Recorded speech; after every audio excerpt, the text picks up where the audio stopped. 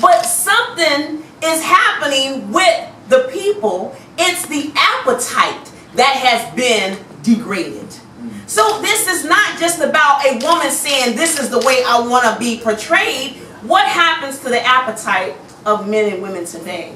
Our appetites are we want to see nasty and filthy things. So when you just turn on the news, it's not just what the news that's given, but it's also the people who are given the news. I can't give you any news without showing you my adornments, as what the Holy Quran calls it. I must show you my breasts because I have to make it that much more interesting to appease you to turn into CNN. Or I have to appease you just enough for you to turn into Fox News, because without that, I can't give you what you need. So you have to ask yourself, we have a 10,000 Fearless team, and I'm a CPR instructor, and I said, I want to, as a CPR instructor, and you can think about it as a doctor, there are several CPR instructors, there are several doctors in the cities where we are, Austin, Texas, and for you, maybe Dallas, Texas.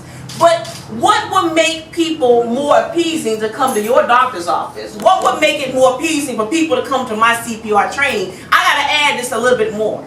If there are several more, this is what's happening. Our self-esteems have been dropped down so low, so this is where you have the women are now just known as drop it like it's hot video vixens. I got to give you what you want. What you're wanting, I want to make it appeasing enough for you to come my way to pick me. So this is where we have the image of the black and brown woman. I want to start just there. And that's where we get. What do you think about that, Doctor? Well, Doctor of Philosophy. Yes, come on. But the point that you're making is beautiful, because you just took us back to, conception, and then what's happening. I think we need to address Alice Bailey, she was born in June 16th, 1880. And Alice Bailey used to consort with a spirit medium called DK, for short. I don't feel like going into the whole history. But Alice Bailey and Madame Blavatsky, these are all the Bilderberg group, these are all the what people will call the Illuminati and things like that. These are real people, these are facts, these are not feelings and emotions. Alice Bailey created the 10-step plan.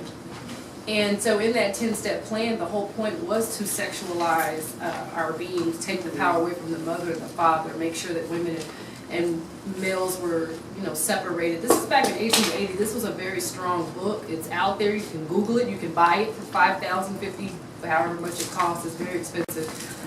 You can purchase the book. It's called the 10-Step Plan. And so they created this. This was done on purpose. The concern that I have is that women have also subscribed to the degradation of self. You can't protest enough, but yet to close your legs. You can't protest enough yet but to exemplify the opposite of what's being stated. Every other culture loves the black woman. Every country that you go to, people would actually get their passport and travel. The black woman is adorned and she's up and elevated and she's everywhere. But we live in a society that does not do that to any female, white, black, brown, or purple. They just don't believe that women have a voice. That is a European trait for them. That's just what they chose to do, and women subscribe to that. So we got to look at how Alice Bailey's 10-step plan is operating in our functioning in our society today, and what we can do to counteract and counterattack that plan. It's just prevalent, and she won, And sometimes you just got to tell the other team, good job, you won. But then you've got to come back with a plan for yourself. And so a lot of women are subscribing to showing their breasts on Instagram and showing their bodies on Facebook, because that's what men are attracted to. They're not able to keep their man at their household unless they do freaky and frivolous acts. And so we wonder why that's where the women are headed, because that's what the man wants. And if she doesn't do it, the secretary will do it. And if the secretary doesn't do it, some other chick will do it. So she does that to please her man. So we got to get into the perversions and the discrepancies amongst what the male wants from his counterpart. We've got to actually start attacking those things from the inside, because she's trying to please her man. That's the role. Our brains are totally different.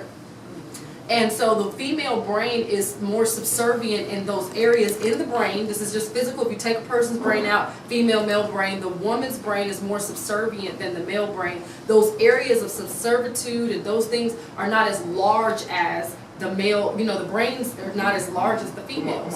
So that's just kind of the way we were constructed. So the woman's always going to submit to that. So we look at all these women. So what I do is I just contact them. Hey, sister, love you. Yeah, take that picture off Facebook because I saw another photo. How about this picture? How about this? How about that? And start that conversation and say, hey, whatever he's going through, that's not your bag. Try to educate her, tell her, okay, if that man has gone deep into perversion, let him go there by himself. Let's get you back to where you need to be. And start having those conversations because, to be quite honest with you, her job and her function has been told over and over since a little girl, we're here to serve man.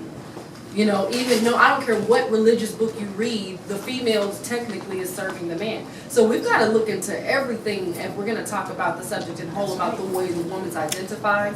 And so her identification, if she's identifying herself by a man, she's typically going to follow his desire. And she's going to not look at the desire of herself, or else she's going to be deemed selfish or self-centered or not female or not feminine enough. And then she's going to be emasculinated woman, and then that's not attractive to men. So we've got to think about the whole versus just the pieces. And I just want to just challenge people to look at that 10-step plan because verbatim what she wrote is happening right now. And it was made to be that way. Wow, so it was made to be that way. It's been organized that way. That's been a recurring theme today throughout the conference, that, you know, the powers that be, those, it's continual. And now we're talking about a 10-step program. Oh, the they has a name. They has a name. They have a name. And it is the ruling powers of this world.